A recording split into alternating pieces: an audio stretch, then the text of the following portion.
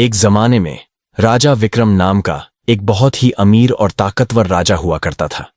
उसके महल सोने चांदी से जड़े हुए थे। हाथ में हीरे की अंगूठी, सिंहासन पर माणिक की चमक, हर रोज 100 पकवान, हजारों सेवक और लाखों की प्रजा। लेकिन राजा विक्रम का दिल धीरे धीरे घमंड से भरने लगा। वो सोचता था, मेरे बिना कुछ नहीं, मैं ही सब कुछ हूं। गरीबों को तुच्छ समझता, दीन दुखियों की बातें अनसुनी करता। जो भूखा दरबार में आता वो भगा दिया जाता। जो किसान मदद मांगता उसे सजा दी जाती। फिर एक दिन सब बदल गया। एक बूढ़ा फकीर दरबार में आया। सादा कपड़े, झुकी कमर, लेकिन आंखों में गहरी चमक। उसने राजा से कहा, राजन, इस ऐश्वर्य का घमंड मत करो। वक्त बदलते देर नहीं लगती। जैसे सूरज चढ़ता है वैसे ढलता भी है। राजा हंसा और बोला, तेरी तरह के फकीरों की बातें मैं रोज सुनता हूं।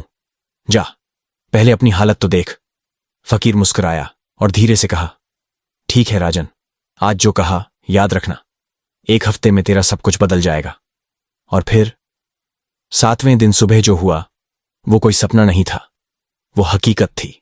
राजमहल में आग लग गई, भूकंप आया और आधा महल ध्वस्त हो गया। शत्रु राज्य ने हमला कर दिया।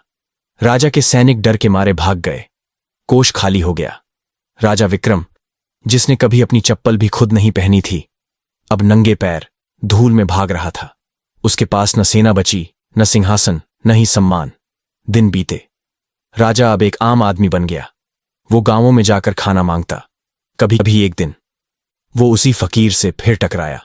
राजा ने जमीन पर गिरकर कहा, मुझे माफ करो, मैं अब समझ गया हूं कि असली दौलत सोना नहीं, इंसानियत होती है। घमंड इंसान को नहीं, इंसान घमंड को गिरा देता है। फकीर मुस्कुराया और बोला, राजन, तू अब असली राजा बना है, जो दिलों में राज करता है, तिजोरी में नहीं। जा, अब तू लोगों की सेवा कर, वही तेरा असली राज्य है। कहानी का अंत, लेकिन सबक की शुरुआत। राजा विक्रम ने एक छोटा आश्रम बनवाया, जहां वह भूखों को खाना, बच्चों को शिक्षा और बूढ़ों को सहारा देने लगा। वो अब न राजा था न फकीर, वो एक साधारण इंसान था, जिसने अपने घमंड को हराया और मानवता को अपनाया। सीख, वक्त कभी भी बदल सकता है। घमंड की दीवारें जितनी ऊंची होती हैं, गिरने पर उतनी ही चोट देती हैं। दौलत बदलती है, लेकिन इंसानियत वही सच्ची विरासत होती है।